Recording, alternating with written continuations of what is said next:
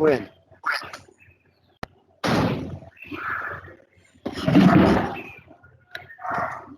Bien, tengan todos y cada uno de ustedes buenos días. Como les estaba mencionando, ya inicié lo que es la grabación. Ahorita les estoy proyectando lo que es la presentación elaborada para el día de ahora. La asignatura es práctica docente de la carrera licenciatura en enseñanza de la matemática. Esta es la tutoría número 2, correspondiente al sábado 20 de marzo de 2021. Mi nombre es Johnny Osvaldo Gómez Torres, tutor encargado del grupo virtual. El coordinador de la asignatura es el licenciado Javier Antonio Ramos, de la modalidad de distancias de la Facultad de Ciencias Naturales y Matemáticas de la Universidad de El Salvador. La agenda prevista para el día de ahora, bueno, salud y bienvenida, que hemos estado desarrollando ya, ¿no? Hay una serie de recordatorios que ya en la siguiente presentación nos vamos a revisar. Tenemos un sondeo de lectura. Como saben, todas las tutorías van a tener lo que es preguntas de tutoría que ustedes posteriormente deberán subir a plataforma, solo que esa lámina va a ser la última que vamos a revisar. Luego tenemos lo que es una pequeña reflexión, el desarrollo, que consta del material de la unidad 2. Aquí vamos a tener la participación de la compañera Jocelyn y del compañero Jacinto, respondiendo a lo que es el contenido. Hay dos contenidos ahí que se les han brindado. Bien, no sé si les estoy proyectando. A mí no me aparece la presentación. Es que estoy A viendo mí que tampoco. estoy viendo que no se estaba proyectando. Bien, nuevamente les estoy proyectando. Por favor, me confirman si esta vez sí les carga. Hoy sí. Perfecto. Bien, como les mencionaba, vamos a tener lo que es el desarrollo, que son contenidos del material de la unidad 2 y al final pues una pequeña despedida. Si hay preguntas, ahí serán. Bien, entre los recordatorios, pues recordar que los horarios de consulta que hemos establecido son los martes en horario de 8 a 10 de la noche. Pueden realizar sus consultas o preguntas en cualquier otro horario. Este horario es más que todo para las tutorías de repaso, así como la que desarrollamos el día martes, o para que ustedes realicen preguntas y se les pueda responder de forma más inmediata, ya que en ese horario es que yo estoy más pendiente directamente de lo que es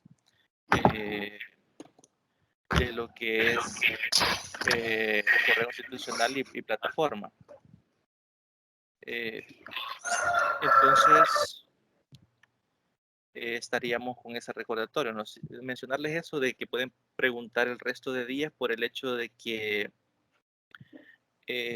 a veces ustedes trabajan, no se ponen a hacer tareas en otros días y pues puede surgir alguna consulta y no quiere decir que usted va a tener que esperar hasta el día martes para realizar esa consulta, no, usted lo puede hacer cualquier día en el horario en que usted lo necesite y pues yo voy a tratar de responder a la brevedad posible, ¿no? Entonces, solo que en ese horario, los días martes, yo estoy mucho más pendiente de lo que es el correo institucional y pues de plataforma. Entonces, las respuestas en ese horario son más inmediatas y también, como les mencionaba, acá es donde desarrollamos las tutorías de repaso.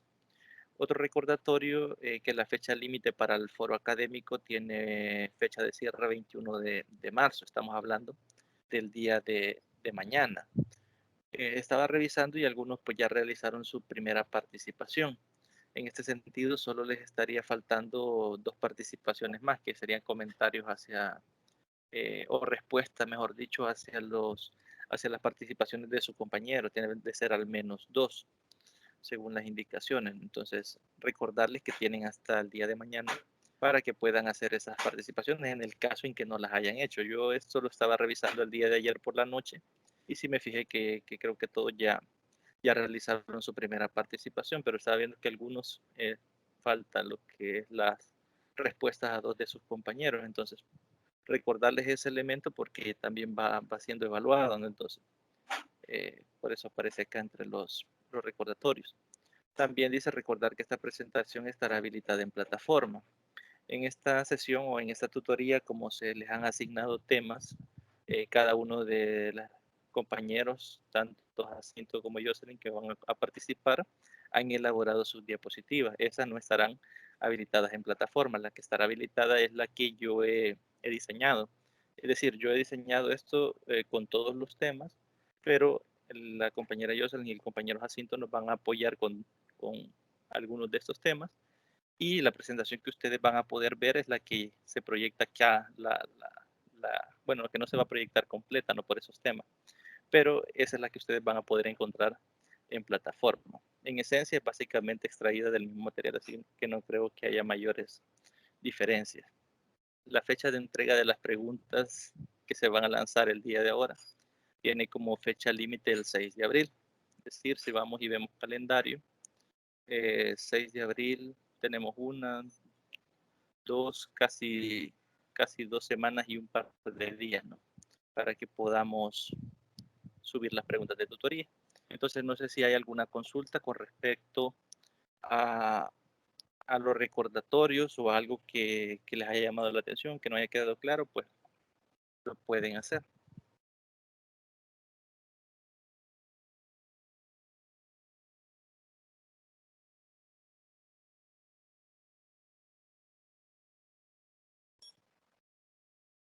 Hola, Lick. Yo preguntar sobre Gracias. la tarea 1, que la estuve revisando y pues hay como que nos dice que tenemos que entrevistar al docente, creo que con quien vamos a hacer la práctica. Correcto. Y Sí. bueno, va a ser para el 7 y bueno, tendríamos que estar en una clase del Sí, sí, docente. es que ahí se ha planteado como observar una clase y como entrevista. La cuestión es que hasta el momento hay muchos compañeros docentes que no están trabajando de forma virtual, dando las clases, ni de forma presencial. La reapertura se ha programado para el día 6, así que creo que el punto de observar una clase no va a ser posible, solo el punto de la entrevista. Ese sí se puede desarrollar de forma virtual. Creo que por ahí ya está la asignación. Si no se las han compartido, yo voy a preguntarle al Javier si ya se las puedo compartir para que ustedes, ahí aparece cómo contactar al docente que se les ha sido asignado. Ustedes pueden contactarlo, ponerse de acuerdo con él y hacer la entrevista de forma virtual. Ahí pueden recabar información de con qué cuenta el centro, como la observación también es de con qué elementos cuenta el centro educativo. Por ejemplo, si tiene proyector, si tiene cancha de fútbol, si tiene baños sanitarios, si tiene algún recurso didáctico para implementar en las clases. Todos esos elementos son los que ustedes tendrían que observar al ir de forma presencial, pero esos elementos también los pueden recabar mediante la entrevista, ya que el docente al trabajar en esa institución conoce qué hay en las instalaciones. Entonces, básicamente yo creo que no se va a poder que supervisen o, perdón, asistan a una clase como tal, sino el hecho de mediante la entrevista recabar la información que ustedes necesiten para el redactado de su informe.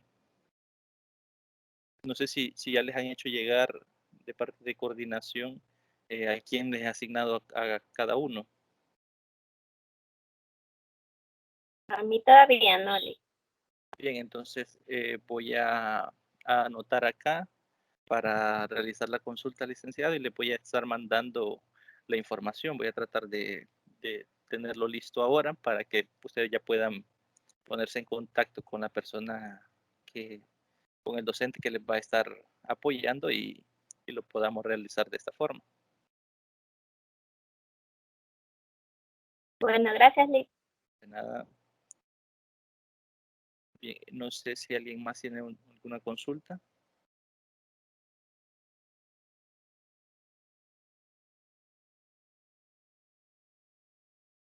Bien, estamos entonces en lo que es la reflexión que tenemos el día de ahora. Por favor, si alguien me ayuda con la lectura y que comprende de lo que aparece en la imagen, pues sería bueno. No, Bienvenido. licenciado. Hola. No hay dudas. Ok, bien. Le voy a ir leyendo lo que es la reflexión de Paulo Freire. Nos dice que enseñar no es transmitir conocimiento, sino crear la posibilidad para su producción o su construcción. Quien enseña aprende al enseñar y quien enseña aprende a aprender. Entonces no sé qué se le viene a la mente cuando leemos esas palabras o esas frases de Paulo Freire.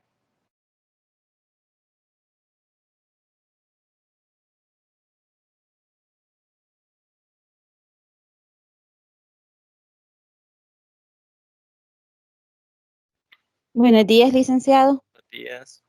En ese caso, como es enseñarnos, transferir conocimiento, es decir, que nosotros tenemos que ver la forma de que el niño construya su propio conocimiento, sino, y esto lo podemos ver como muy poco practicado en la red pública de nuestro país, donde la mayoría de docentes únicamente le dicen, vaya, aquí está la guía, en este tiempo de pandemia, por ejemplo, aquí está la guía, vaya, ustedes lo van a hacer, pero no les dice nada, o sea, no les ayuda, no les da las herramientas para que ellos puedan construir el conocimiento. Entonces, muchos niños no lo hacen, o incluso en las aulas anteriormente solo decían los maestros, vaya, esto lo van a hacer, esto se hace así, así, así, vaya, ahora hagan esto. Y no dan la pauta como para que realmente se construya el conocimiento, sino que únicamente se queda en transferir. Yo te digo lo que yo sé y no sé si lo vas a aprender o no lo vas a aprender, pero lo que yo digo o lo que yo sé es que ya salí de mi compromiso, que ya te dije cómo es. Entonces, siento que nos hemos quedado mucho a eso y no buscamos como las herramientas para que los niños sean los que construyen su propio conocimiento. Entonces, por lo tanto, como ahí dice, el que aprende a enseñar, aprende a aprender. Entonces, a veces nosotros no aprendemos a aprender, sino que únicamente nos quedamos con los métodos que ya hay desde antes. Correcto. Quizás agregando un poco a lo que usted dice, a veces nosotros tratamos de enseñar como nosotros aprendemos. Es decir, como yo aprendí, así trato de enseñarle a mis estudiantes y eso a veces es algo que no funciona porque no todos aprendemos de la misma manera, ¿no? Entonces, en ese caso, por eso como docentes a veces nosotros tenemos que aprender a cómo el niño aprende, por eso aprender a aprender, es decir, a cómo el niño debe de aprender ciertos contenidos que tal vez la forma ideal no es como se ha estado desarrollando. Gracias por la participación. No sé si alguien más quiere aportar algo más a la reflexión o pasamos a los contenidos.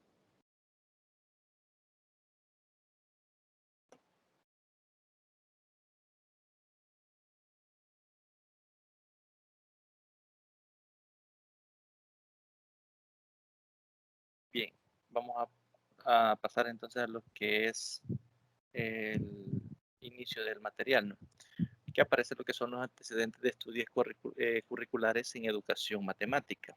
Primero hay que tener en claro que estudiar un currículum es estudiar todas las formas que componen o todos los elementos que componen ese currículum. Hoy en día tenemos, por ejemplo, lo que es el análisis de los contenidos, tenemos el análisis pedagógico, es decir, de cómo se enseñan esos contenidos, o el conocimiento didáctico del contenido, que viene siendo el cómo yo debo de enseñar ese contenido. Entonces, digamos, hoy en día hay una gama de elementos que pertenecen al currículum que antes no existía. Entonces, por eso vamos a ver los antecedentes, es decir, cómo era antes estos análisis curriculares. Primero nos dice que en la década de los años 60 tuvieron lugar los primeros estudios comparativos. Desde aquí ya tenemos una idea, ¿no? Es decir, comenzaron a realizarse una serie de estudios con la finalidad de comparar el aprendizaje. Estas comparaciones de estudios fueron a gran escala, enmarcadas en el desarrollo reciente de las investigaciones en educación matemática. Recordemos que en la tutoría 1 observábamos que antes, estamos hablando cuando inició estos procesos educativos en el área de las matemáticas, no había mayor diferencia entre los contenidos matemáticos y cómo enseñar esos contenidos matemáticos. Es decir, era visto como algo que era una sola cosa. Es decir, no había mayor distinción entre educación matemática y enseñanza de contenidos matemáticos. Según Kilpatrick, en 1992, destaca entre ellos los estudios longitudinales. Ahora bien, ¿cuáles son esos estudios longitudinales? Un estudio longitudinal es un tipo de observación que investiga al mismo grupo de personas o sujetos de manera repetida durante un periodo de tiempo. Es decir, cuando hablamos de estudios longitudinales, por ejemplo, digamos, con este del proyecto de SMATE, por ejemplo, creo que algunos compañeros ya han estado trabajando en el área de matemática cuando se inició este proyecto en algunas escuelas. tuvieron la buena fortuna o la mala fortuna de ser seleccionados para poder ser parte de la muestra en las investigaciones de si el proyecto estaba funcionando o no. En este sentido, se desarrolló lo que son estos estudios longitudinales en el proyecto de SMATEC. ¿De qué manera? Creo que eran 3 veces al año que llegaban y evaluaban exactamente a los mismos estudiantes. Es decir, para la primera evaluación, digamos, tomaron a Juanito, a María y a Pablito de tercer grado.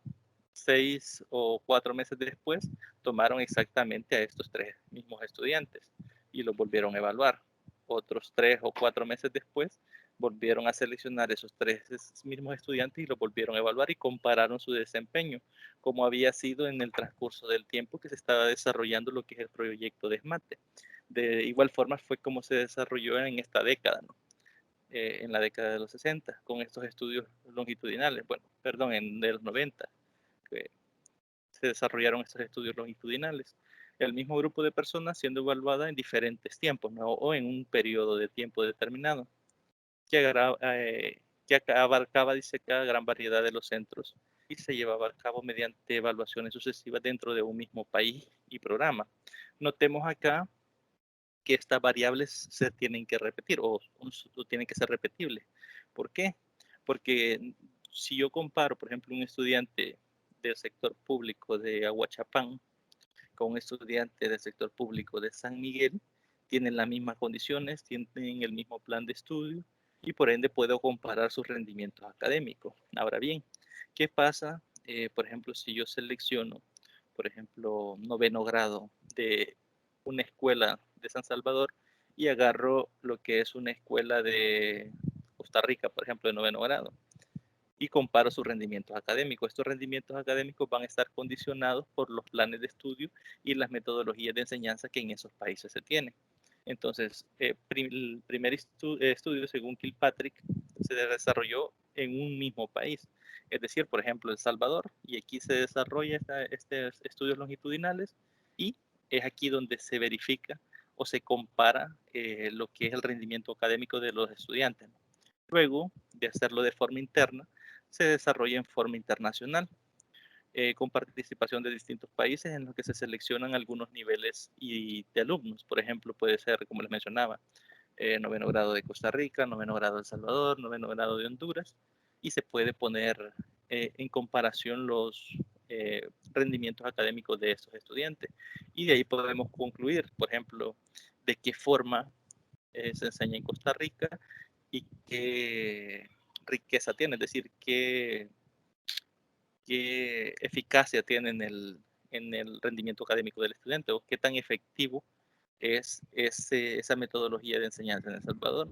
Creo que algunos o quizás la mayoría de ustedes han escuchado de lo que es la metodología de enseñanza en Singapur. Creo que por ahí aparecen otras asignaturas que cursamos anteriormente, ¿no? Entonces vamos a ver de por qué se está adoptando esa metodología. Se está adoptando porque ha funcionado, ¿no? Se ha puesto en práctica en otros países y ha funcionado y ha mejorado lo que son los rendimientos académicos de los estudiantes. Pasamos de digamos, una forma de enseñanza en la que el docente es el centro de atención a un estilo de enseñanza en el que el estudiante construye su propio conocimiento a base de lo que es la metodología de resolución de problemas. Entonces, si nos fijamos, básicamente eso es lo que existe en los antecedentes, ¿no? El hecho de poder comparar los diferentes rendimientos académicos, los diferentes planes de estudio, las diferentes metodologías y poder verificarnos cuál de los programas de estudio está teniendo mejores resultados.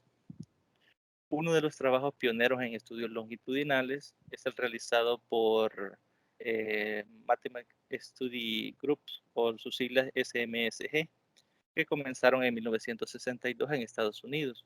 En este primer estudio se observa cómo, para dar cuenta de la complejidad de la situación analizada, los propios investigadores necesitan considerar una diversidad de variables. Como lo mencionábamos anteriormente, no es que solo cómo se enseñan los contenidos, sino todas esas elementos que están involucrados directamente en el quehacer docente, ¿no? Y directamente en el proceso de enseñanza-aprendizaje, ¿no?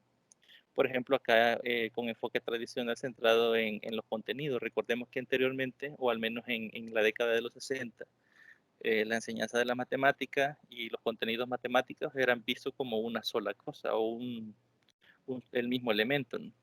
Entonces surgen otras variables, como mencionaban, por ejemplo, cognitiva, conocimientos, de qué forma enseñar esos conocimientos, actitudinales, qué actitudes toman los estudiantes de cara a aprender de esta forma o aprender esos contenidos en esa forma, socioeconómicas, es decir, no es lo mismo estudiar en un colegio privado que puede tener aire acondicionado, proyector, bocina, etcétera, es decir, una gama de recursos que tal vez en un salón de una escuela descuidada del sector rural, tal vez hasta la pizarra está toda manchada o está quebrada. Ahí se han dado casos extremos que hay escuelas que han sido abandonadas por algunos gobiernos y sucede estos elementos. Entonces no es lo mismo, en este caso, las condiciones con que llegan, por ejemplo, a un colegio, con las que llegan a un niño de escasos recursos. Hay niños que ni han desayunado, ¿no?, cuando llegan a clase, o no andan dinero para el refrigerio. Entonces a veces hay condicionantes, el niño puede estar pensando en otras cosas y no poniendo atención directamente en la clase. Entonces todas esas condiciones, tanto actitudes como cognitivas o económicas o socioeconómicas, tienen que ver directamente con la enseñanza, aprendizaje del estudiante, aunque nosotros a veces lo obviamos. Nosotros pensamos de que no tiene nada que ver y pues a veces esos elementos son de suma importancia y nosotros como docentes cometemos el error de desecharlo. También nos dice que en 1964 12 países aplicaron una prueba común de rendimiento en matemáticas. Lo menciona Housen en 1967. Fue la primera comparación de rendimientos de alumnos en cualquier disciplina en la que participaban varios países. Similar ahora creo que aparece lo que es la prueba PISA. Por ahí la pueden encontrar, que sigue siendo esa comparación de cómo, de qué países, mejor dicho, tienen una mejor enseñanza de acuerdo a los rendimientos académicos que presentan sus estudiantes. Al organizar el estudio, la comparación internacional responsable redactó un esbozo de un tema que podría abarcarse curricular, que podía abarcar un currículum de matemáticas. Es decir, de todos esos elementos que hemos hablado, se redactó lo que pudiese entenderse como un currículum de matemáticas. Es decir, ya no solo basado en contenidos, sino que también basado en todos esos elementos que deben de estar dentro del currículum. Es decir, el conocimiento didáctico del contenido. En el desarrollo de este estudio comparativo sobre el currículum de matemáticas se hizo evidente que, para explicar la complejidad de un plan de formación y poder hacer comparaciones entre distintos planes, era necesario un marco conceptual más elaborado. Es decir, teníamos que tener teorización sobre cómo y qué son los factores o cuáles son los factores que afectan directamente el rendimiento académico de los estudiantes para poder desarrollar esa comparación. Y ahí entramos a lo que es el análisis crítico del desarrollo curricular. Creo que ese tema la compañera Jocelyn lo ha preparado. Voy a dejar de compartir y vamos a darle espacio para que lo desarrolle.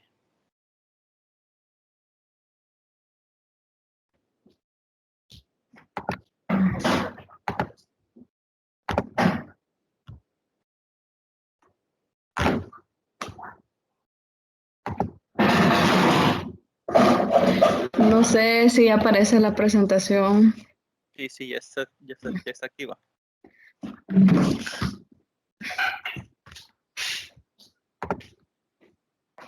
Buenos días. Vamos a hablar acerca de lo que es el análisis crítico del desarrollo curricular en educación matemática. Dice que en 1976 se celebra en Karlsruhe el tercer Congreso Internacional sobre Educación Matemática, que reunió aproximadamente a 2.000 educadores matemáticos de 76 países diferentes. Sobre la base de los trabajos preparatorios de este encuentro y de sus actas, la UNESCO publicó un extenso documento, Nuevas Tendencias en la Enseñanza de la Matemática, volumen 4. El tema central de este estudio fue el currículo de matemáticas. Su organización supone un programa de trabajo en el que se plantea una revisión exhaustiva de los diferentes planes de formación en matemáticas que se dan en el sistema educativo y de los diversos componentes que intervienen en tales planes, tomando en cuenta una perspectiva comparativa. El trabajo de Hodgson se estructuró en 6 epígrafes y el mismo se establecen algunos conceptos importantes para la elaboración teórica sobre el currículo de matemática. Los apartados del trabajo son el significado del desarrollo curricular, en segundo lugar, las instituciones encargadas del desarrollo curricular, estrategias para el desarrollo curricular, el profesor y la educación en actividad, la transferencia de materiales y el saber qué hacer y tendencias en el desarrollo del currículo. Análisis didáctico matemático, fuentes, dimensiones, niveles y organizadores. La enseñanza de las matemáticas abarca muchas dimensiones, currículos, texto, formación, docente, infraestructura, epistemología, creencias y concepciones, sociología, etc. Además, alude a la labor docente en distintos niveles educativos con objetivos y condiciones variables. En los años 50 y 70 del siglo XX se dio una reforma de las matemáticas modernas que generó como reacción la necesidad de darle a la educación matemática un lugar específico como disciplina profesional y como ciencia. Al realizar una lectura referente a la historia, se dice que antes de la década de 1950 el currículo de matemática no utilizaba lo que son conceptos o ejercicios que incluyen las teorías desarrolladas. Tampoco había lo que eran restricciones para las variables cuando se enunciaban propiedades, pues para esa época los programas de estudio no contemplaban dichos conocimientos. Varios supuestos se encuentran presentes en lo que es la filosofía que dominó esta reforma, que se dio en los años de años 50 y 70. Dice que por un lado había que subrayar lo que eran los contenidos y por lo tanto se pretendía tener puentes para acercar los contenidos del currículo tradicional a las matemáticas que desarrollaban en las universidades. Análisis didáctico curricular, desarrollo de unidades didácticas de matemática. Gómez 2002 describe el análisis didáctico como un ciclo en el cual el docente diseña, lleva a la práctica y evalúa de manera ideal una unidad didáctica. El análisis didáctico se desarrolla en 4 partes: análisis de contenido, análisis cognitivo y análisis de instrucción, y por último lo que es el análisis de actuación. Cada uno de estos análisis se centra en una de las dimensiones del currículo y todos tienen un objetivo común, el cual es contribuir al diseño de implementación y evaluación de unidades didácticas sobre temas concretos de las matemáticas escolares. Vamos a ver en primer lugar lo que es el análisis de contenido.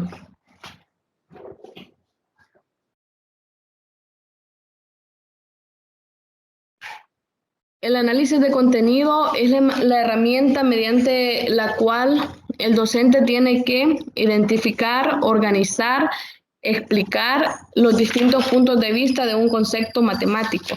Está formado por distintos componentes como desarrollo histórico, estructura conceptual, sistemas de representación, fenomenología y documentos curriculares.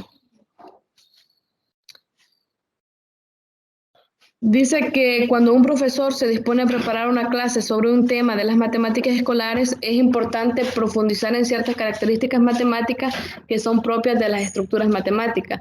Una de ellas es hacer una revisión de este contenido matemático y abordar el análisis de contenido. También tenemos que el análisis de contenido, que concierne a la dimensión conceptual de las matemáticas en el nivel de planificación local, proporciona herramientas para analizar los temas de las matemáticas escolares e identificar y organizar multiplicidad de significados. En síntesis, podemos comprender que el análisis de contenido es una metodología de las disciplinas sociales que se enfoca al estudio de los contenidos de la comunicación, en este caso que es análisis de contenidos matemáticos.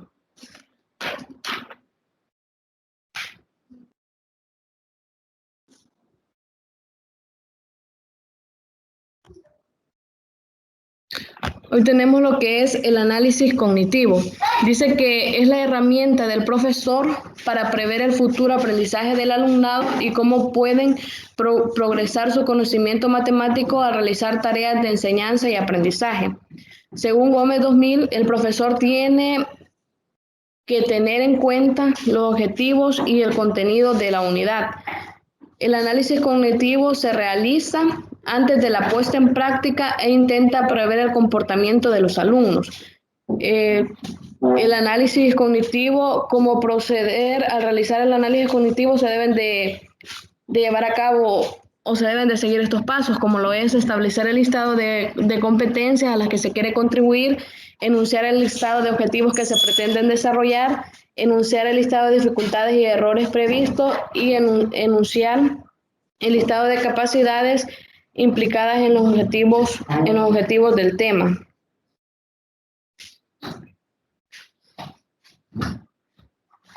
El análisis cognitivo, entonces podemos ver que constituye lo que es un método de naturaleza cualitativa. Tenemos también lo que es el análisis de instrucción. Según Gómez 2005, indica que el análisis de instrucción es donde el profesor tiene que diseñar, analizar y seleccionar las actividades y tareas a realizar. Los procedimientos se sustentan en dos ideas principales: tarea y secuencia de tareas. Una secuencia de tareas es una ordenación de tareas. En algunas ocasiones, una secuencia de tareas puede incluir una o más tareas transversales que los estudiantes abordan simultáneamente con otras tareas de secuencia.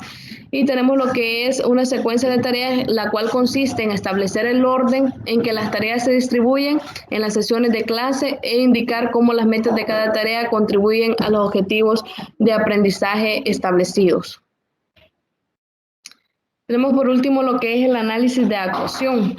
El análisis de actuación corresponde al cuarto y último de los análisis que componen el análisis didáctico. Con él se cierra un ciclo de análisis y se enlaza con el comienzo de un nuevo ciclo. El interés de esta etapa del ciclo didáctico se centra en la planificación del seguimiento del aprendizaje de los estudiantes y de la propia enseñanza. Durante la implementación de lo planificado en el análisis de instrucción, con objeto de comparar las previsiones que han hecho en dicha planificación con lo que sucederá cuando ésta se lleve a cabo en el aula. De las componentes curriculares, el análisis de actuación está vinculado a la evaluación. Si bien no es equivalente a ella, dependiendo de la concepción que los profesores tengan de la evaluación, la relación entre estos dos procedimientos puede ser más o menos estrecha. Así, desde la perspectiva de la evaluación formativa, en la que incidirá en la etapa, el énfasis está puesto en promover el aprendizaje de los estudiantes. Desarrollo de unidades didácticas de matemática. Debemos recordar algunas definiciones de unidades didácticas. Tenemos en primer lugar lo que es la unidad didáctica o unidad de programación. Dice que será la intervención de todos los elementos que intervienen en el proceso de enseñanza-aprendizaje con una coherencia metodológica interna y por un periodo de tiempo determinado. Tenemos también lo que es la unidad didáctica, que dice que es la interrelación de todos los elementos que intervienen en el proceso de enseñanza-aprendizaje con una coherencia interna, metodológica y por un periodo de tiempo determinado. Y tenemos lo que es la unidad de programación y actuación docente, que está configurada por un conjunto de actividades que se desarrollan en un tiempo determinado para la consecución de unos objetivos didácticos. Y por último tenemos que la unidad didáctica es una forma de planificar el proceso de enseñanza-aprendizaje alrededor de un elemento de contenido que se convierte en eje integrador del proceso, aportándole consistencia y significancia. Podemos señalar, en resumen, que la unidad didáctica es toda unidad de trabajo de duración variable que organiza un conjunto de actividades de enseñanza-aprendizaje y que responde en su máximo nivel de concreción a todos los elementos del currículo, que por ejemplo, como cuando enseñar y evaluar. Por ello, la unidad didáctica supone que una unidad de trabajo articulado, completa, en la que se debe precisar los objetivos y contenidos, las actividades de enseñanza, aprendizaje y evaluación, los recursos materiales y organización del espacio y del tiempo, así como todas aquellas decisiones encaminadas a ofrecer una más adecuada atención a la diversidad del alumnado.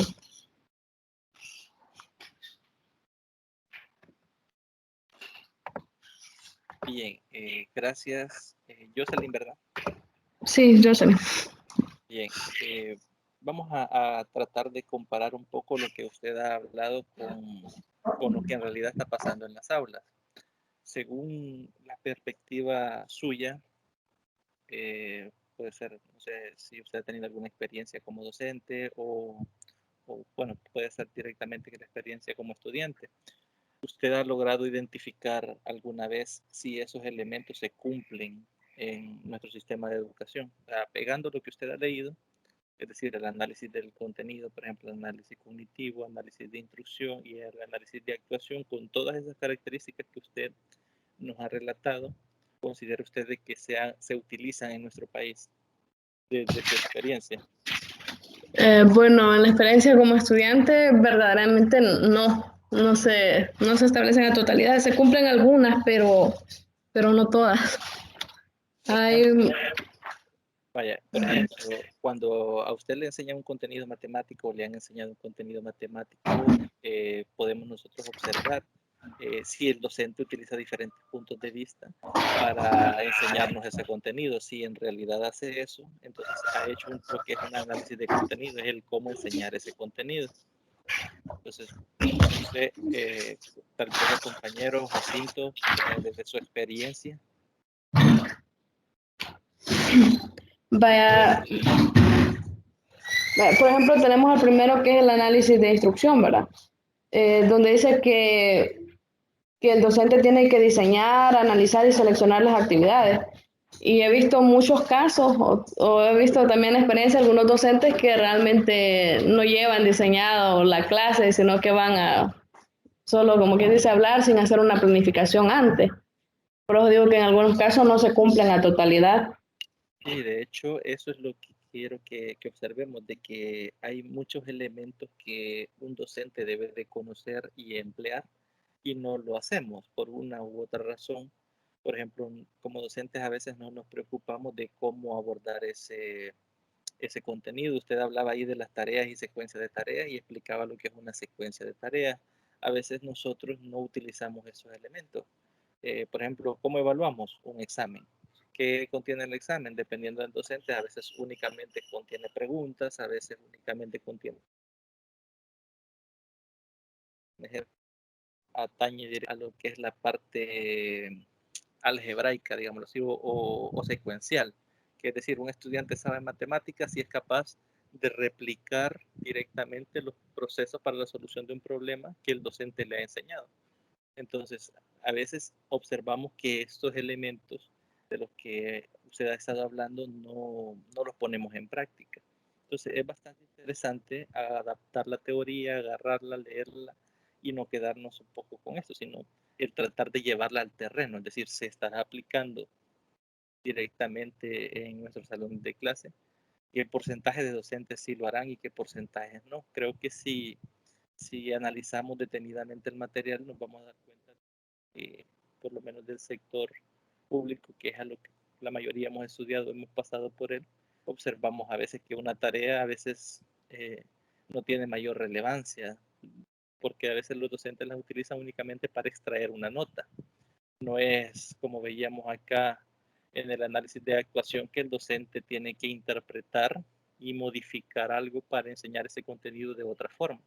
Es decir, a veces una tarea o un examen como docentes únicamente lo vemos como algo para poder extraer una calificación y asignarle una nota al estudiante. Por eso es que muchas veces van ustedes a escuchar a docentes que dicen que los estudiantes no saben nada. Y eso es una falacia, porque todos como estudiantes hay algunas cosas que sabemos, ¿no? del área de la matemática, pero como no somos capaces a veces de replicar como estudiante lo que el docente quiere que hagamos, se nos tacha de esa forma cuando somos estudiantes, ¿no? Cuando somos docentes, la invitación es a que si conocemos esta teorización, la llevemos a la práctica y cambiemos ese paradigma, ¿no? Es decir, modificar el hecho de creer que todo se está haciendo bien y hacerlo de la misma forma tradicional como se ha venido haciendo, a algo que en verdad genere un cambio dentro de la sociedad. Es algo quizás bastante difícil de lograr, pero es a lo que estamos llamados como docentes. Gracias por la participación. No sé si quiere agregar algo o algún compañero quiere agregar algo.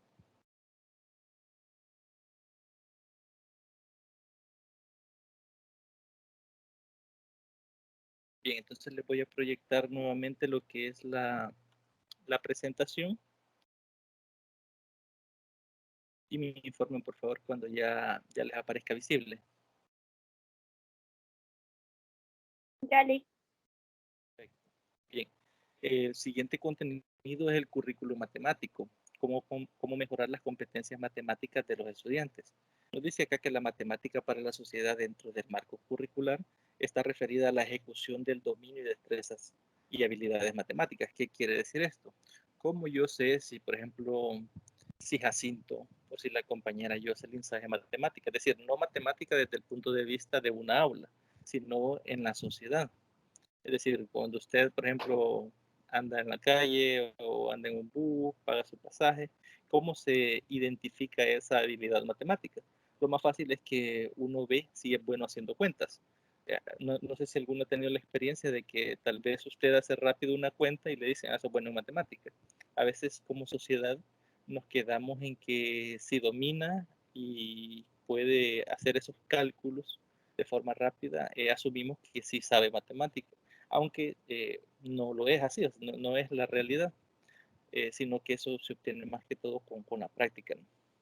Por eso nos dice acá que a veces con las habilidades o dominios matemáticos que tengan los ciudadanos, se da ese por entendido en la sociedad que es bueno en matemáticas, ¿no? Que es lo esperado de manera teórica normativa, es decir, lo esperado es que al menos se sepan hacer cuentas, ¿no? Sin embargo, asimismo, con la ejecución convenientemente ocasional de ciertas habilidades de cálculo, son considerados como suficientes. Por ejemplo, hola, hola, ¿me escuchan? Hola,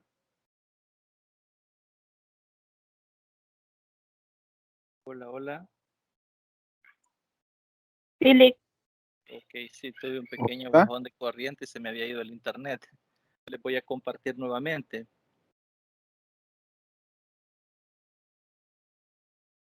Me dicen, por favor, cuando ya les haya cargado. Yali. Perfecto. Bien, nos habíamos quedado acá, ¿no? Que a veces para la sociedad, con que seamos buenos con cálculos básicos, es considerado suficiente como el saber matemático. Y se acepta la ignorancia respecto a diferentes temas. Por ejemplo, la matemática en temas como lo que es la geometría, el álgebra, la estadística.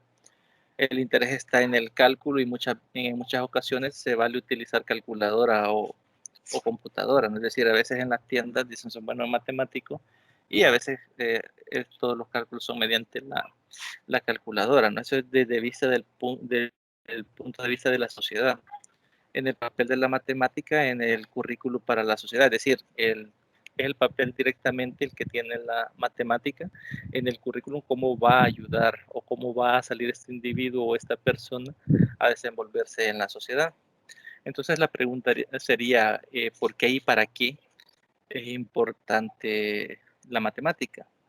Su relevancia va a depender del nivel de necesidad de su uso, es decir, va a depender de dónde usted se va a desenvolver. Por ejemplo, para un marino, el uso de la trigonometría en la dirección de un buque es primordial. Es decir, si no sabe utilizar la trigonometría, no podría conducir o utilizar lo que es dirigir un buque, ¿no?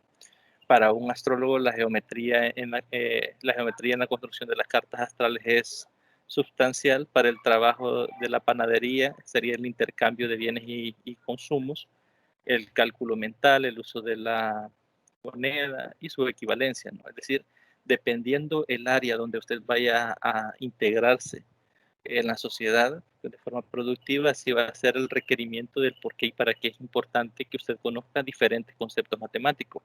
Por ejemplo, comparemos el marino con, por ejemplo, el panadero. Sus conocimientos o las necesidades de conocimientos matemáticos son muy diferentes. Sin embargo, no podemos distinguir en la sociedad quién sabe más matemática. Ahora bien, el manejo de las relaciones comerciales referidas a peso, medida, volumen, muestra de tanto en las escuelas como en la cotidianidad un desfase que ausenta justamente la relación que han de verificarse en la práctica del ciudadano. Es decir, a veces nosotros planteamos contenidos de forma algebraica y al estudiante no le damos la connotación de para qué le va a servir. Por ejemplo, cuando estudiamos fracciones, a veces trabajamos todo de forma puramente simbólica. Por ejemplo, un medio, un octavo, un cuarto, y no el estudiante no lo ve asociado para qué le va a servir en la vida. No es lo mismo que como para que usted le ponga un ejemplo de un panadero necesita que tantas gramos de azúcar y lo ponemos en porcentaje o lo ponemos en fracciones, necesita tanto de harina y él ya va viendo el concepto matemático integrarse o cómo se va a integrar en la sociedad. Es decir, si decide ser panadero, va a tener esa base teórica de la educación matemática. Obviamente eso depende en gran medida de los estudiantes y los intereses que cada uno posean. Nos dice acá que la enseñanza de la matemática debe estar subordinada a la filosofía dispuesta en el currículum y en consecuencia si el currículum tiene una orientación liberadora, emancipadora, deberá entenderse la enseñanza de la misma bajo esa concepción, de manera tal que le sirva para la vida. Solo acá en estos renglones que les acabo de leer podemos ver que quien gobierna la forma en que se enseña directamente son los diferentes gobiernos. Por ejemplo, podemos hacer una análisis no político, sino educativo de cómo se ha trabajado en nuestro país. Yo les podría preguntar si será la misma forma o la misma enseñanza, por ejemplo, de estudios sociales, la que se enseñaba, por ejemplo, en gobiernos de Arena, que en gobiernos del FMLN. Por ejemplo, cuando se ve el apartado de la historia de la guerra de El Salvador, la historia va a ser contada de forma diferente, es decir, pues es como que tengamos la perspectiva para qué yo necesito, cómo necesito que estos ciudadanos piensen. Entonces, por ejemplo, alguien podría decir, utilizaban estos y estos libros que contaban esta historia de esta forma. Después con otro gobierno se cambiaron esos libros por otros libros que la contaban de otra forma diferente. Entonces, lo mismo pasa acá con el currículum, ¿no? Es decir, dependiendo qué es lo que busque la orientación que tenga el currículum, así nos vamos a pegar a esa realidad. Por ejemplo, acá como dice, puede ser liberadora, entonces en ese caso debe servir para la vida, es decir, lo que vamos a enseñarle a nuestros estudiantes le debe de servir para desenvolverse como personas dentro de la sociedad y que no subordine el destino de los actores en función discriminatoria, segregadora y determinante de relaciones de poder que hasta ahora viven cumpliéndose de manera histórica. Es decir, muchas veces la educación es vista como una forma, ¿no? de que él, por ejemplo, que el niño no se supere. Es decir, si su familiar es panadero, que yo no digo que sea mal ser panadero, y a veces, más que todo, creo que esto se daba antes. Algunos tal vez hemos escuchado frases tal vez de nuestros abuelos que nos decían, no, la escuela no sirve para nada. Solo hasta noveno grado vas a estudiar y no le seguían dando a estudiar a los niños, ¿no? Y esa es una forma ideológica, ¿no? El hecho de que la educación no sirve directamente en la vida y es una falacia por el hecho de que podemos ver que si no es mediante la educación, pues es muy complicado que nos podamos superar. Obviamente aquí hay unos temas tanto tabú que es el hecho de que al graduarse muchos no tienen empleo o cuesta conseguir trabajo. Por ejemplo, a veces escuchamos frases, hay un montón de abogados con título que andan en la calle, etcétera. Entonces hay otros elementos ahí que podemos incorporar, pero directamente el currículum, lo ideal sería que funcionara o que actuase para liberar a las personas, ¿no? Es decir, que les sirviera para la vida directamente. Y entramos a lo que es el contenido del docente que enseña matemáticas. Creo que de aquí comenzaba el compañero Jacinto.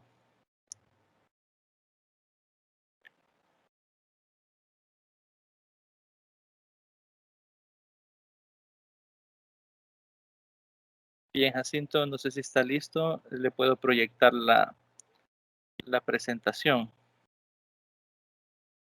Nuevamente la presentación.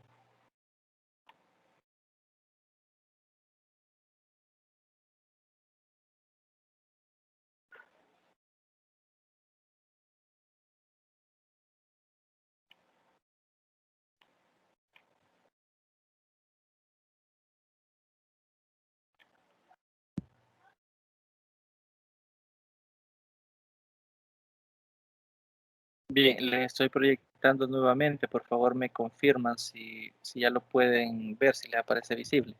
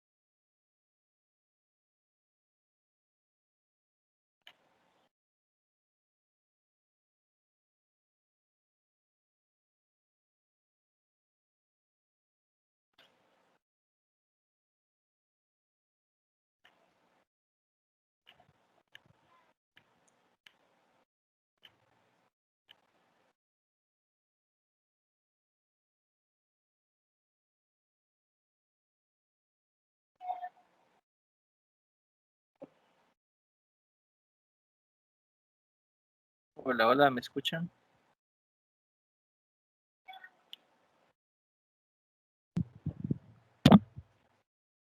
Sí, Bien, le voy a proyectar nuevamente. Creo que el compañero Jacinto tiene problemas de red. Bien, el tema que le tocaba a él era el docente que enseña matemática. Vamos a comenzarlo a desarrollar en lo que tal vez se restaura su conexión. Bien, el docente que enseña matemática, según Mendoza en 2005, afirma que los docentes Hola, latinoamericanos... Hola, ¿sí, Jacinto? me estoy conectando porque me saca el sistema aquí. Sí, comprendo. Va a desarrollar, puede desarrollar el tema. Sí, mientras me da señal porque he estado cambiando dispositivo. Vaya, entonces le voy a proyectar su presentación en Vaya, este por favor. momento para que comience aquí, creo. Aquí está. Ah, no, aquí está.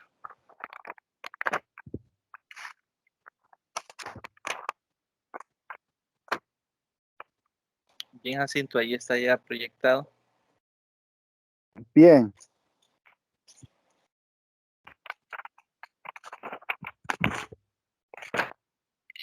Tengan todos muy buenos días, compañeros y compañeras y licenciado Johnny Osvaldo Gómez, por darnos la oportunidad de desarrollar estos contenidos y también ir agarrando práctica en la docencia en línea.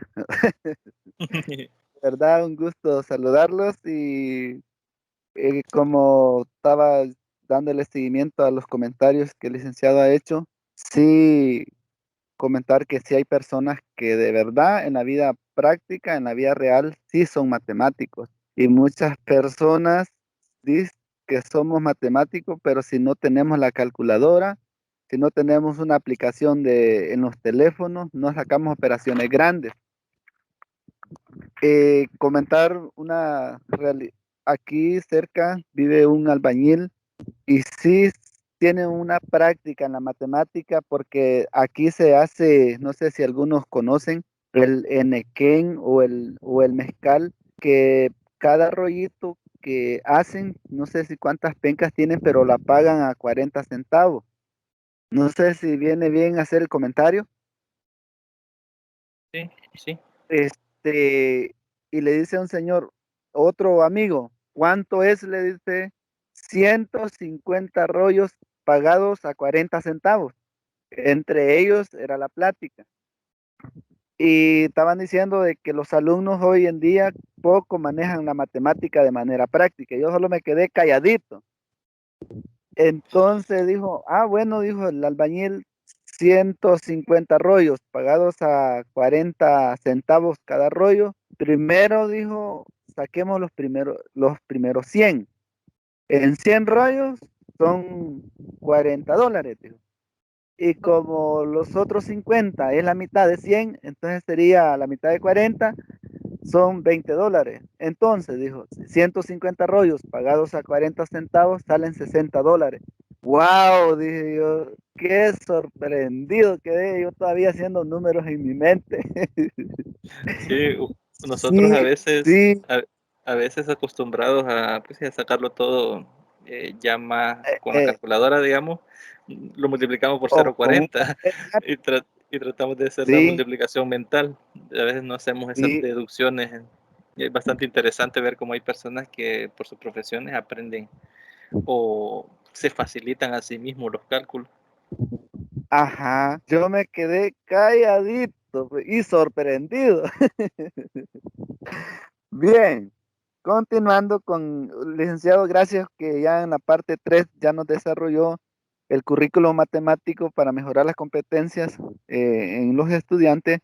Realmente estos materiales muy, muy novedoso a entenderlo a profundidad.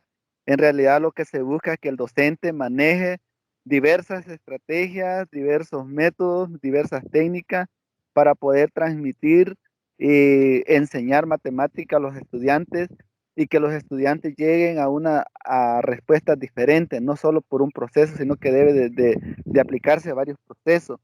Otro trasfondo que sigue este material es que busca las soluciones de la vida práctica, que debe de ayudar a la sociedad, a los estudiantes, a las personas, a resolver los problemas de una manera más sencilla y no verla de manera compleja. Por eso dice, la matemática es importante, ¿para qué?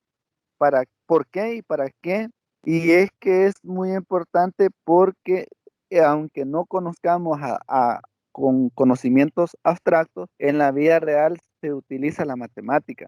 Por ejemplo, estaba viendo los que hacen pan. Dice, échale 2 libras de azúcar para hacer 3 libras de pan se necesitan 2 libras de azúcar.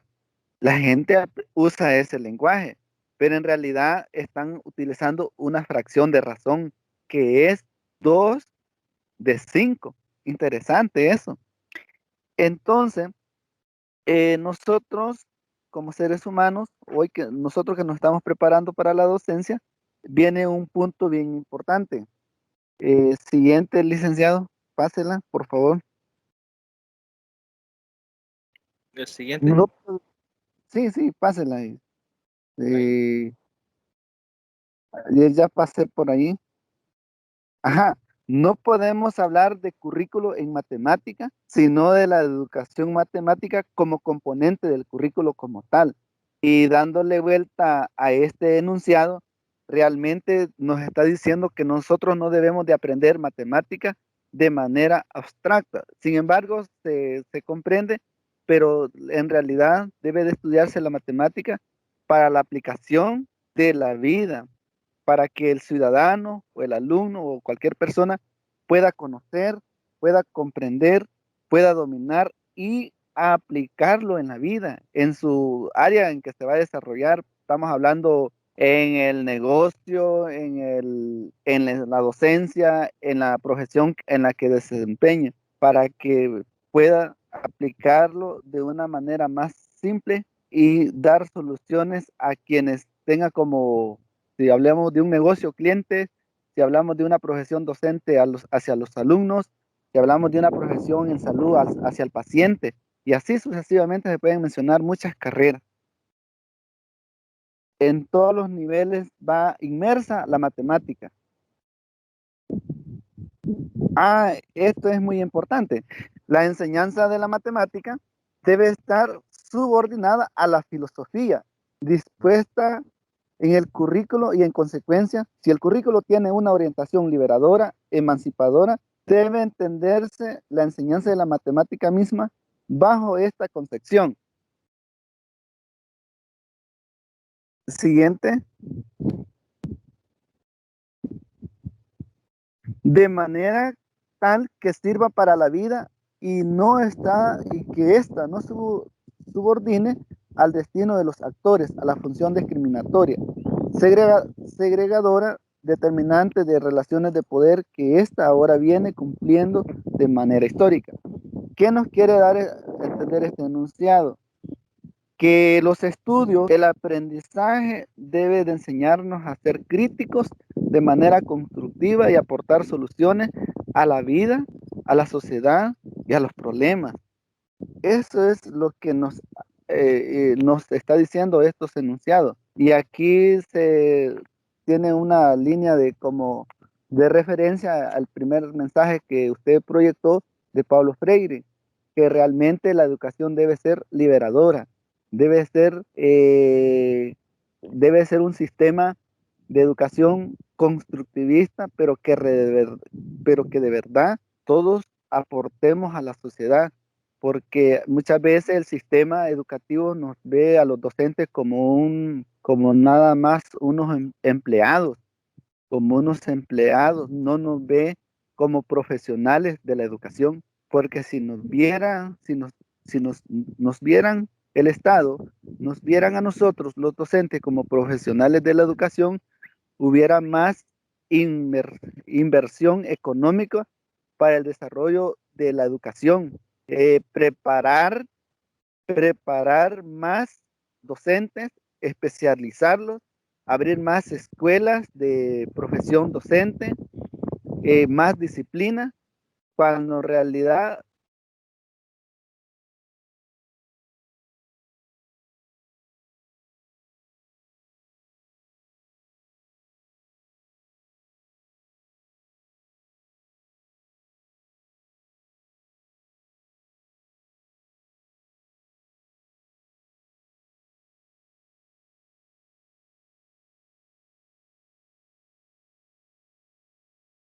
Hola Jacinto, creo que no se le escucha.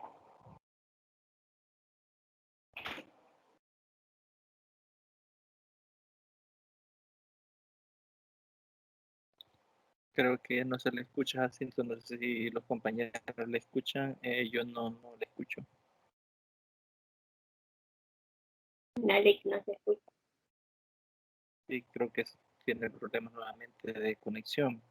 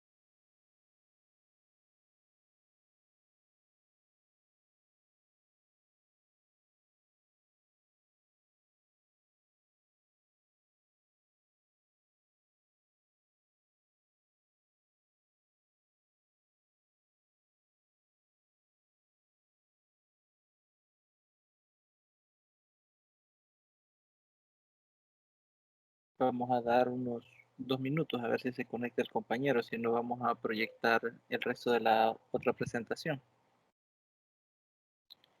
Creo que tal vez está cambiando de dispositivo para ingresar nuevamente.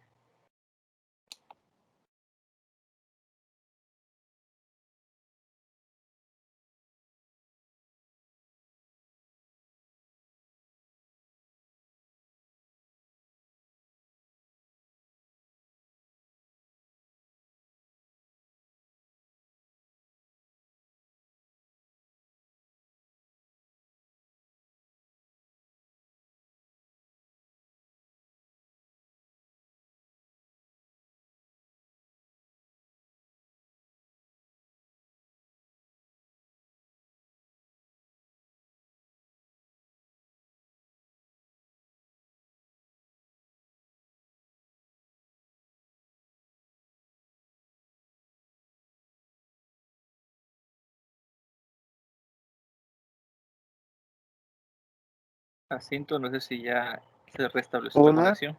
Sí, sí, ya se le escucha. hola. Hola, sí, ya se le escucha, Jacinto. Este, Bien. ahí van Ahí, a disculpar no, no se preocupe, comprendo. porque no es cuestión de uno. Sí, sí, no hay problema, Jacinto. Continúe, ahí está.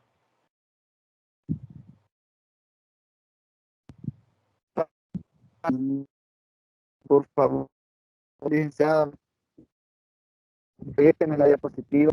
Ahí, y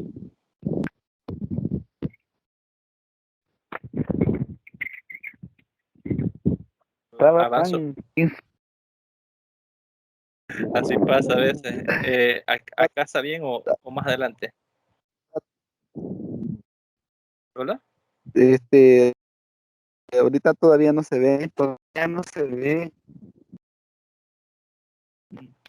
No sé si los compañeros logran visualizar o la comparto nuevamente.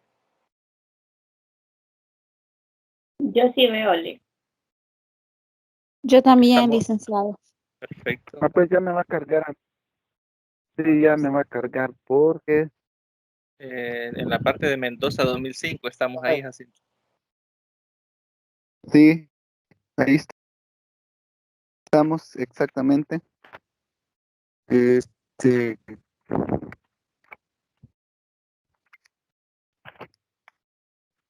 vaya, entonces les estaba diciendo mientras veo la pantalla que realmente la docencia, si se le diera al sistema educativo más interés, no tuviéramos sociedades de masas, tuviéramos una sociedad constructiva, pensadora, tuviéramos una sociedad más desarrollada y, y eso permitiría el desarrollo de las comunidades, el desarrollo de los pueblos, el desarrollo de un país. Eh, todavía no veo la diapositiva, licenciado. Se la voy a Hoy, compartir nuevamente. ¿Ya le cargó? ahora sí, ya, Ok. sí.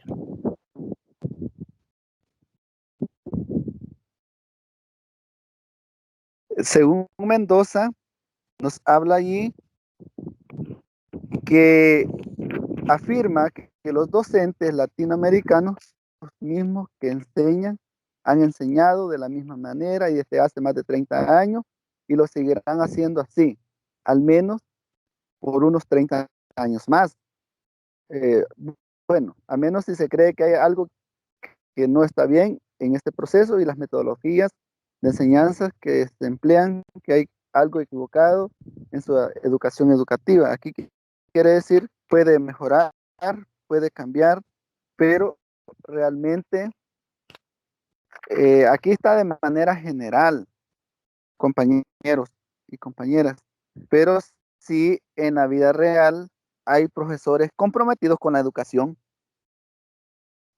hay, hay compañeros comprometidos con la educación que buscan a que el alumno abra nuevos horizontes y se prepare. Es donde motiven a los alumnos, saben dar diversas soluciones, saben escucharlos y como decía la compañera anterior, y sí hay maestros que también se están a lo más mínimo, pero es por el mismo sistema que el sistema educativo nos ve a muchas veces como nada más como unos empleados de la educación y no como profesionales de la educación. Siguiente.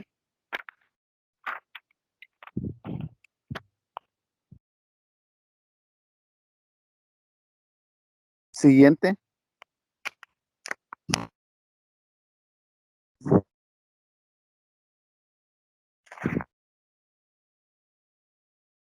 Bien, mientras se proyecta, hagámonos una pregunta para saber matemática, para enseñar matemática.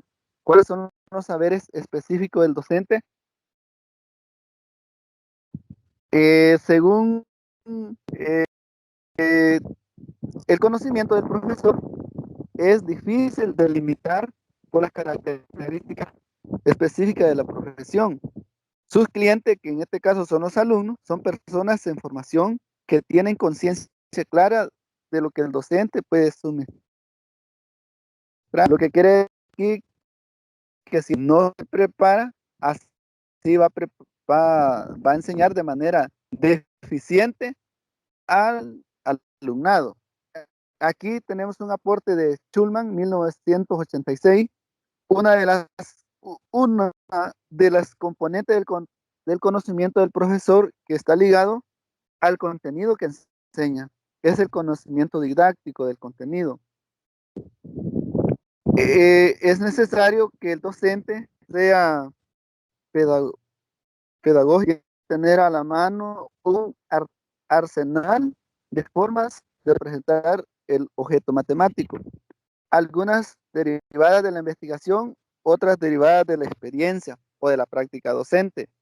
Es necesario que el docente a la hora de enseñar matemática o también otra asignatura no solo se quede con una vía o no solo se quede con una solución, y también no debe restringir a los alumnos a que si llegan a una respuesta en una ecuación matemática por diversas vías, pues está correcto, no debe de encajarse en decir, háganlo como yo lo hice, van a aprender como yo sé, ¿no? A la solución de muchos ejercicios hay diversas vías y diversos métodos, técnicas, estrategias, diversas teoremas, se puede decir, diferentes propiedades o aplicando diferentes propiedades para llegar a la solución. Sigamos.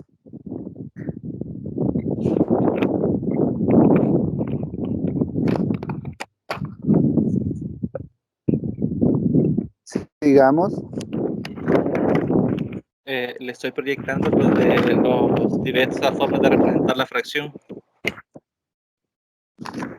Ah, entonces aquí no me ha cambiado esto. Sí. Todavía estoy viendo según Schulman. Ajá. Bueno, vamos a esperar un ratito. Ya va a cargar. Vaya, ya cargó. Diversos modelos o formas de representar las fracciones. Tenemos 4/5, está la razón. Aquí tenemos un ejemplo de... Vaya, ya cargó. Diversos modelos o formas de representar las fracciones. Tenemos 4/5, está la razón. Aquí tenemos un ejemplo de representación como razón. 4 de 5, que le des 2 libras de azúcar para 3 libras de pan, es una operación de fracción de razón. Aquí tenemos una razón de 4 de 5, representación decimal 0.8, y también tenemos el porcentaje, el 80%. Esas son formas de representar los números. Aquí es importante que el docente domine la matemática, tenga flexibilidad, tenga sencillez en transmitir los contenidos, porque una cosa es saber matemática y otra cosa es saber enseñar matemática. Siguiente. También el docente tiene que en cuanto a las representaciones literales, tenemos 4/5, tenemos 4 de 5, proporciones de 4/5, y también tenemos los números que aparecen en la fracción. Ahí tenemos fracciones menores a la unidad, vamos a llamarlas fracción propia. Y como yo les explico a los niños, para que no batallen, les digo, para que identifiquen una fracción propia, el numerador va a ser más chiquito que el denominador. Ejemplo, 3/5, el 3 es menor que 5 y 5 es un denominador y es mayor que 3. Así de sencillo, es una fracción propia. Cuando el numerador es mayor que el denominador, ahí lo vamos a conocer como fracción impropia, y los niños se aprenden tan fácil porque se les explica de manera sencilla. Les pongo un ejemplo. 8 tercios. Identifiquen niños, les digo yo a los niños de cuarto, de quinto, a veces de sexto, incluso de tercer ciclo, que en cuestiones de fracciones como que dan patadas de ahogados porque no dominan bien esa área. 8/3 van a identificarla como fracción impropia. ¿Y por qué, profe? Porque 8 es el numerador y la clave es que es mayor que el denominador. Ah, bueno, profe, entonces sí, ya cuando les pongo otra fracción y les pregunto, rápido saben identificar cuál es su clasificación propia e impropia. Qué bonito enseñar matemática también. Sí, quizás Bien, de mencionarle un poco lo que usted acaba de hacer es el sí, conocimiento pedagógico del contenido. Cuando usted cambie, porque sí, si lo leemos escrito en el libro, así como está acá, por ejemplo, fracciones menores que la unidad, se llama no se fracciones entiende. propias. El niño, como no tiene esa abstracción matemática, el niño no sabe en Cierto, realidad qué es lo que le está diciendo.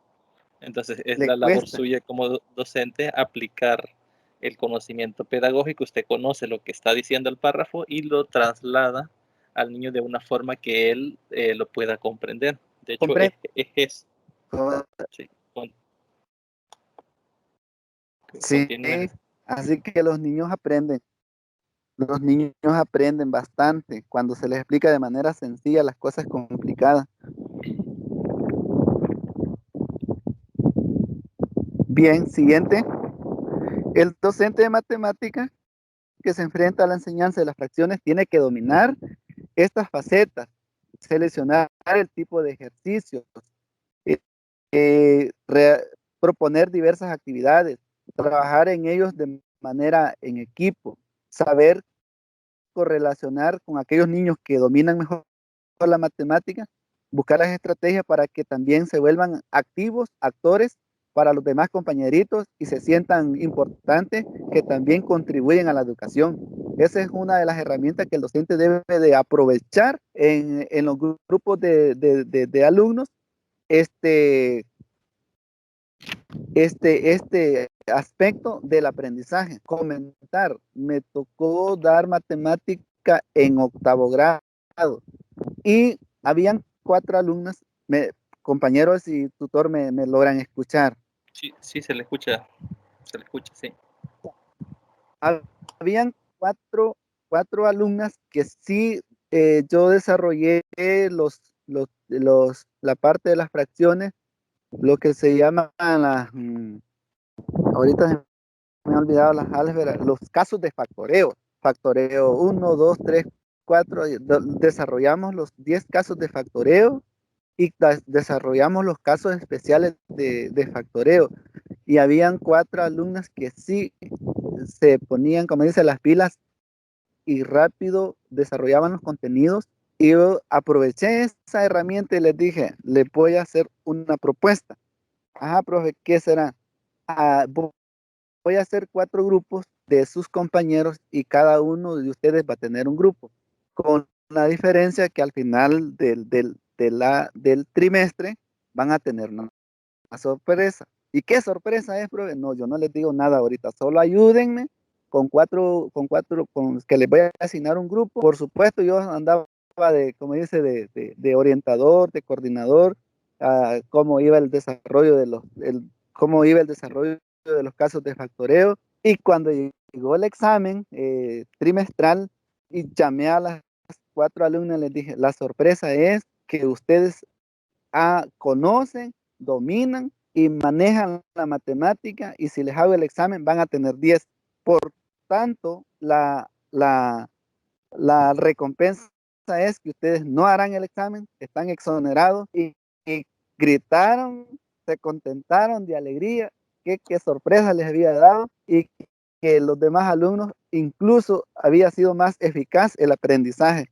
No sé si hice correcto regalar nota, pero fue una recompensa, licenciado.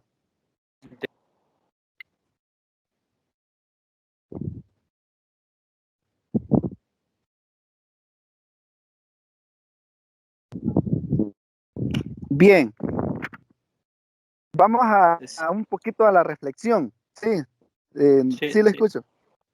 sí, le decía de que en realidad es una No sé si buena hice estrategia. bien. No, no, sí, es una buena estrategia, le decía, porque en realidad se contempla en los sistemas de evaluación el hecho de evaluar al estudiante como enseña. Porque a veces incluso a veces hasta los pasan a la pizarra y es una forma de ver si el estudiante sabe o no sabe, o si puede o no puede, o maneja o no maneja un contenido. Entonces sí, bueno, creo que bastante, y creo que hay bastantes docentes que aplican eso. De hecho, cuando yo estudiaba, conmigo aplicaban, tuve docentes que a mí me planteaban eso, no solo en matemáticas. Yo tuve quizás la fortuna de aprender en informática a digitar con todos los dedos. Entonces la docente de mecanografía para la feria de ciencia me dijo, le voy a poner un cartel ahí, lo voy a sentar aquí y va a pasar enseñándole a las personas cómo digitar de rápido, y con eso todo el último trimestre me colocó la nota sin que participara en la actividad. Entonces a veces no es regalar nota en sí. El término en realidad, Jacinto, no es regalar nota, es sino un estímulo, ¿verdad? es una ponderación a base de la observación.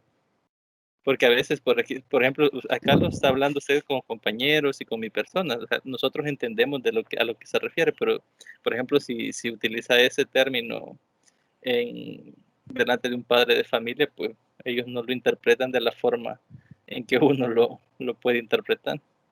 Entonces, solo el comentario porque a veces es bueno evitar comentarios así, tal vez. Yo entiendo que acá lo puso como un ejemplo y que nosotros entendemos y no hay ningún problema.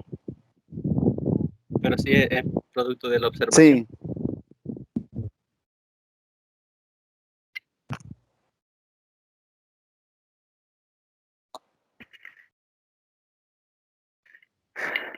Continúo. No sé si le cambio la presentación. Sí, continúe. Ahí, sí, ahí estamos bien. Vamos a entrar ya a la parte de la reflexión y el decálogo del profesor de matemáticas, puesta por Pedro en 1955.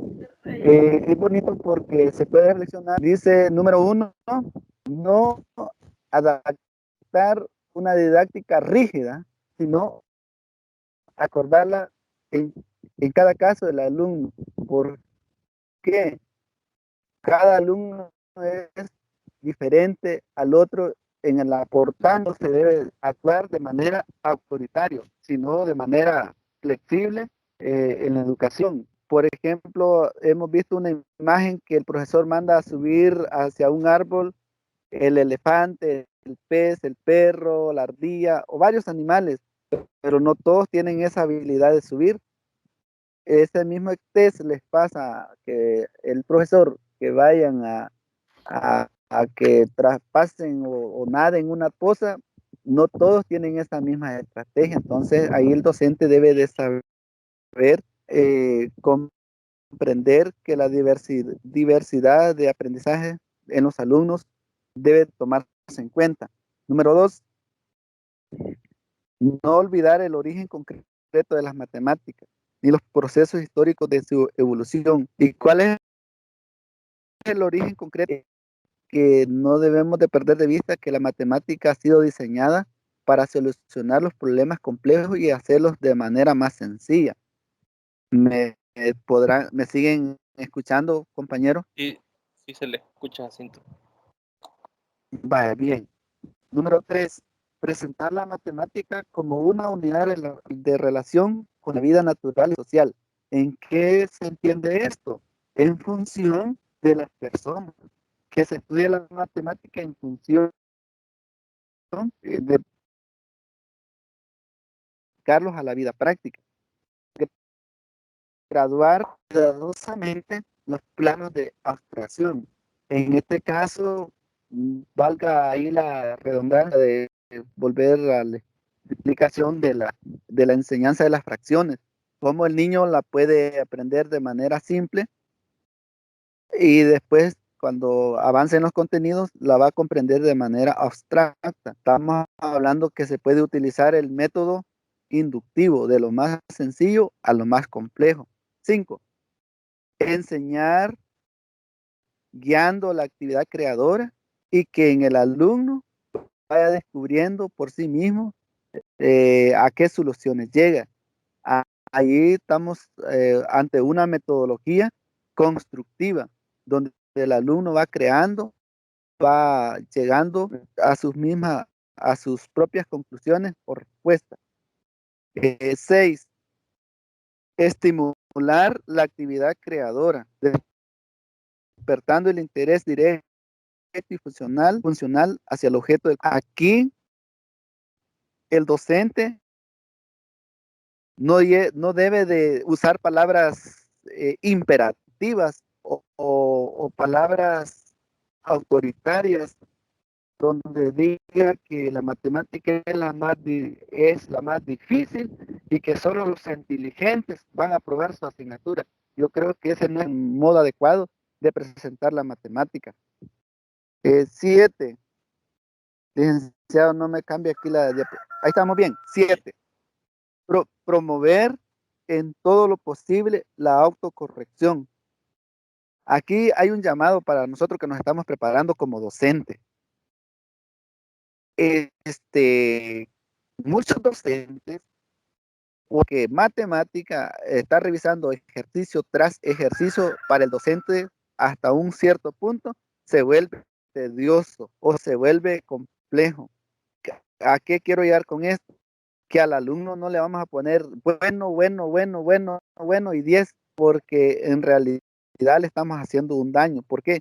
No estamos corrigiéndolo, no le estamos diciendo, mira, aquí tenés mal el signo, aquí tenés mal la respuesta, sino que estamos haciendo, ahí debemos de ser cuidadosos en corregir al niño en el sentido de buscar las formas adecuadas de que es otra respuesta, pero que anda cerca o que ya va a llegar a que él, de tal manera a que él descubra cuál es la solución. Y cuando ellos descubran, dicen, profe, ya me había equivocado en contar. Viste que llegaste a la solución correcta y tú mismo lo hiciste.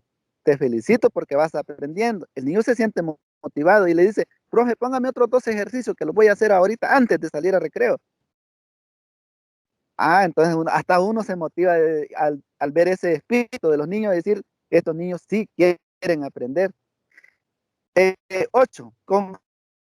Construir maestría en las soluciones antes de automatizarlas. ¿Qué quiere decir? Que el docente tiene que tener diversas versiones a las soluciones de los ejercicios, no debe tener solo una. El alumnado sea traducción fiel al pensamiento. Aquí prácticamente matemáticas se debe seguir unos pasos en el cual es necesario exigirle. Por ejemplo, el día de ayer con unos niños trabajamos unas operaciones de fracciones y hay un niño de 6º grado que de una vez me puso la respuesta, y como puso la respuesta de manera casi automática, se le había olvidado sumar. Por ejemplo, 3/5 más 1/2. Se le olvidó sumar uno de los números, y le dije, aunque ya lo hiciste, le dije, ya lo hiciste, hace el proceso para que te des cuenta que llegas a la respuesta. Y cuando hizo el proceso, dijo, profe, fíjese que me había equivocado. ¿En qué te equivocaste? Fíjese que se me olvidó sumar y ahora sí lo tengo correcto. Fíjate, le dije yo, que yo como no lo había hecho, ni sabía si estaba bueno o estaba malo, pero tú mismo la descubriste. Ahora hace un siguiente paso. Descubrí a esto porque daba 78, la fracción era 78, 16. A estos 2 números, si tienen mitales, empieza a hacer operaciones y de tal manera que llegó a seguirle sacando mitad. Es interesante buscar formas de cómo enseñar, procurar que todo el alumnado tenga éxito, procurar que el alumnado tenga éxito, que eviten el desaliento. O sea, aquí juega papel importante el docente en la motivación, por eso el docente, ahí viene la parte que quizás yo creo y ya sé que el docente o el que esté preparando debe tener convicción y vocación. No sé, licenciado, ¿qué me dice de ese aspecto? Sí, O algún compañero de, que quiera de hecho, participar. de hecho, le voy a comentar una experiencia que tuve yo en un colegio hace un par de años. Yo trabajé en un colegio donde, de monjas, Sí, donde la disciplina era algo que ellos tenían, digamos, como obligación. Es decir, el orden en el que los pupitres están eh, ordenados, todos esos elementos que a veces uno como docente ellos esperan que no cambien, pues, que le dan como lineamiento, debe ser así, así, así. Y yo tenía un estudiante en séptimo grado, si no recuerdo, que él tenía bajo rendimiento en matemática. Él, bueno, yo cuando llegué yo no sabía por qué razón es que él era que se apartaba así del grupo. Tocaba en un pupitre del fondo y salía mal, o sea, lo pasaba a la pizarra, les aplicaba pequeñas tareas individuales y grupales y él salía eh, con calificaciones bajas. Entonces, cierto día, cuando ya tenía como un mes de estar trabajando, él me dijo, profe, ¿me puedo sentar afuera? Recibió la clase dentro, pero él quería hacer los ejercicios él solo afuera del aula. Entonces, a mí me dio curiosidad porque yo no lograba dimensionar el por qué quería estar afuera. Uno a veces por mal pensado puede decir, puede estar distrayéndose y no trabajar afuera, pero a mí me dio tal curiosidad que yo lo dejé, yo le dije, ok, quiere estar afuera, trabajar afuera, aquí, pegadito a la puerta. Sacó el pupitre, lo puso ahí y para mi sorpresa resolvió todos los ejercicios y los hizo bien. Entonces, a mí me llamó la atención y yo comencé a optar por dejarlo ahí, o sea, dejar que trabajara en solitario ahí pegado a la puerta. ¿Qué pasó? Que llegó la directora y me preguntó, o sea, se enojó porque lo tenía allá afuera. Yo le expliqué y no entendió el hecho. O sea, ella me decía, lo mismo que hace afuera lo puede hacer adentro.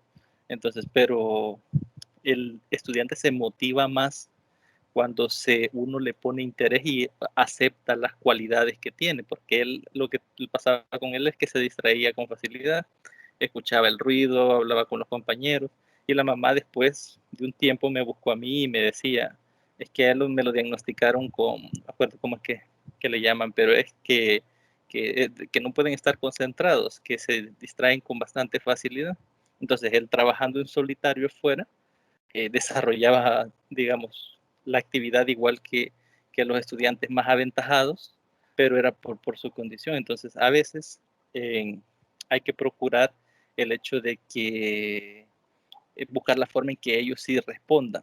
Como yo les menciono ahí, yo permití que saliera, aunque era algo que no era permitido, pero como docentes, por lo menos en el sector público, ustedes van a tener la posibilidad, como decía usted, Jacinto, a veces es dejando que el estudiante participe con sus compañeros, como usted decía, cuando formó los 4 grupos y los exoneró del examen, es una forma de motivar aún más a los que ya, digamos, que son buenos en matemática, pero también hay que mirar al grupo que más le cuesta y tratar de identificar por qué es que les cuesta los contenidos y tratar de solucionarlo y solventarlo. Por ejemplo, si un estudiante se equivoca, me agrada el ejemplo que usted puso de ya lo hiciste, pero hacer el proceso.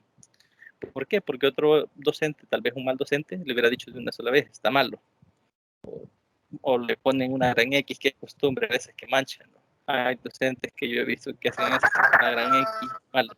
Entonces, a veces son elementos que sirven para motivar al estudiante.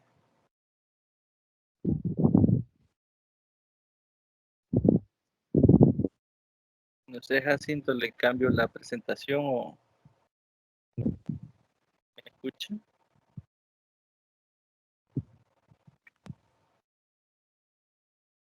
Hola, hola, ¿me escucha, Jacinto?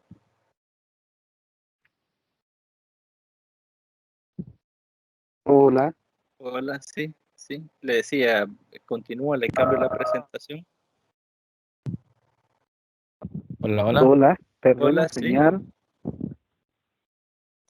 Hola, hola. Hola, Hola, buenos días. buenos días, Lick.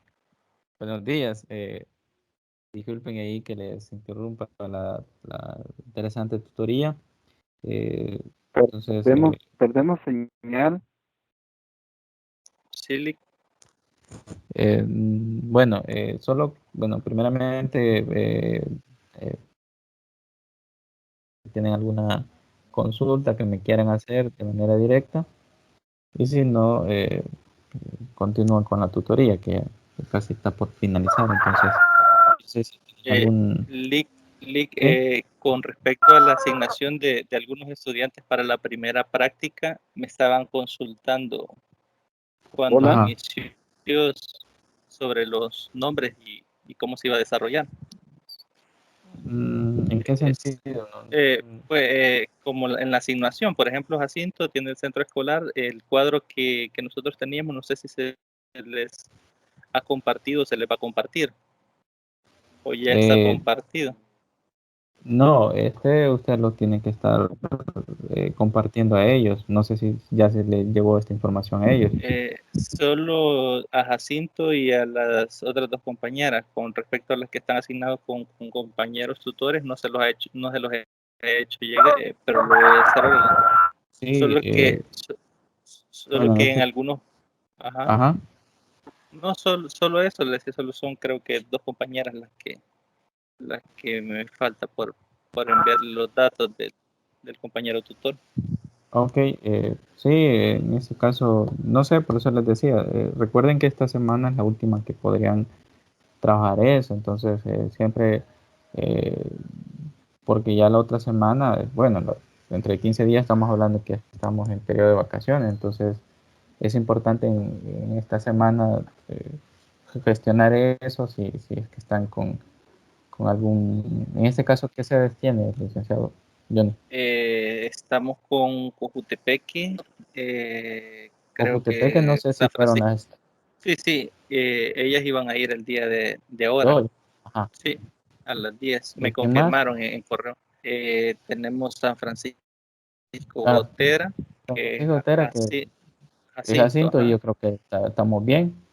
¿Quién más era en este caso? Y eh, Santa Rosa de Lima, creo que era la otra, Ajá, y ellos estaban con, con compañero tutor, creo que era. Tutor. no, están con doctor Hugo Lindo, Ah, que creo que lo propuso la licenciada Wendy, si bien. no me equivoco. Bien, entonces a ellas es que me faltaría enviarles Sí, la pero ahí está el información. dato. Si Sí, ustedes fijan, ahí, sí, yo estaba revisando la tabla. ahí están los datos. Por eso es que no lo volví a copiar, pero ahí están los datos de esos centros educativos. Entonces, ahí con la licenciada, en este caso, con la licenciada Wendy, hay que comunicarse porque para que les pueda apoyar en ese sentido. Eh, ella también le podría llamar a usted, licenciado, para que le haga la consulta de cómo están, en este caso, los estudiantes que están con ella. Por ejemplo, José Alexander está con el licenciado José Carlos García y también está, bueno, solo él. Entonces, en este sentido no habría ningún problema. Entonces, Ok, respecto a eso. ok. Entonces, sí. No sé si alguno tiene alguna pregunta para Javier, ahorita pueden hacérsela directamente.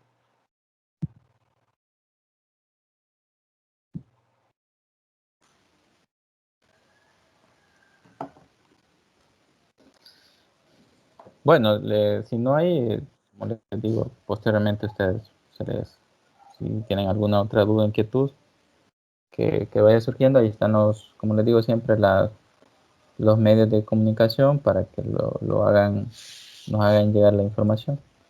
Entonces, Ok, sí, bueno, muchas gracias y continúen con la tutoría. Eh, muchas gracias por el espacio, licenciado, y también al creo que está. que de nada, Lick, aquí estamos. Ok. Bien.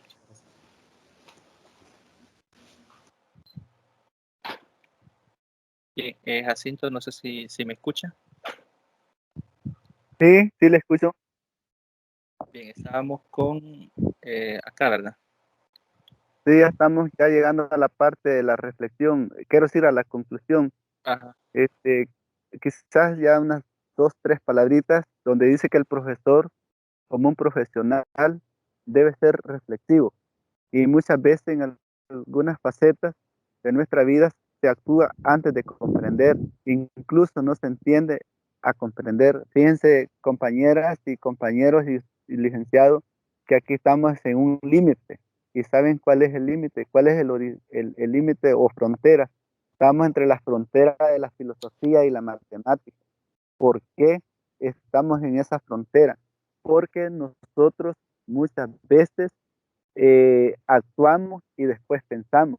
La filosofía nos dice que si nosotros fuéramos más seres pensantes, más razonables, pensáramos 2 veces para actuar una vez, pero nosotros hacemos las cosas al revés, actuamos y cuando ya están las consecuencias encima, después pensamos y nos arrepentimos 1000 y 1000 y 1000 veces. No sé si les pasa a ustedes, pero a mí también me ha pasado porque no somos muy natos en la filosofía, no pensamos antes de actuar. Siguiente licenciado, ya los estoy llevando a que a que tengamos filosofía. En la siguiente parte hay una actuación donde el docente tiene que describir, inspirar, confrontar y reconstruir. Aquí es importante porque esto lo presenta Smith 1991, donde presenta estas 4 fases. Primero, describir el problema, después buscar las diversas soluciones, que es la inspiración, luego enfrentar en la vida de nuestra, como digo, en la vida diaria o la vida cotidiana. Si nos damos cuenta, el primer paso es iniciar un proyecto, una cosa, una construcción, una salida. El primer paso es iniciar. No sé si a ustedes les costó el dar paso, estudio o no estudio, estudio en línea o estudio a distancia, voy a presencial o mejor no estudio, voy al nacional o voy a otra universidad. En realidad, trabajo o me acompaño, me caso, ustedes tienen diversas expectativas o tenemos diversas expectativas y luego dice, voy a iniciar el primer paso. Luego hay una confrontación. ¿Cuáles son las confrontaciones? En todo aspecto de la vida o proyecto siempre hay peros o lo que se les llama ventajas y desventajas. Cosas a favor, cosas en contra. Personas que le van a decir, está bien, otras personas que le van a decir, está mal tu proyecto, ¿por qué no lo hiciste así? ¿Por qué no lo hiciste de esta forma?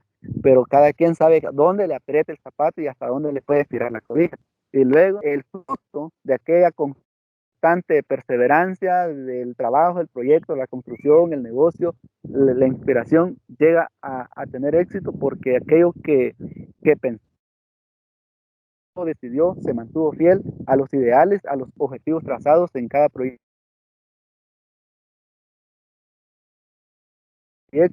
y al final tiene éxito. Siguiendo,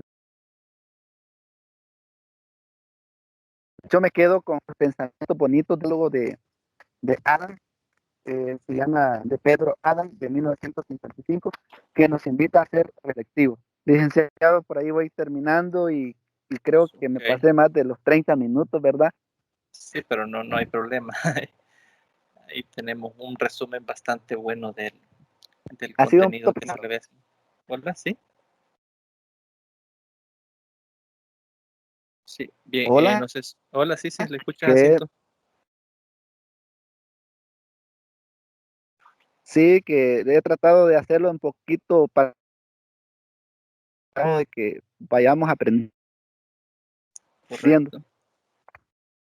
Sí, gracias por la participación, Jacinto. No sé si tienen alguna consulta, alguna duda, algún comentario. Este sería pues, el espacio para que lo podamos hacer.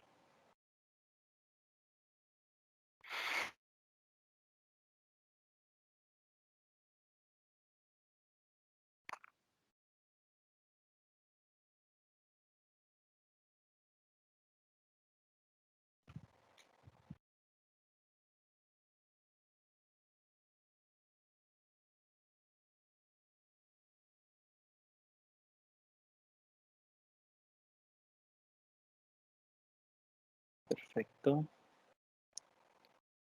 Bien, entonces, si no hay comentarios o dudas, preguntas, pues lo dejaríamos hasta acá.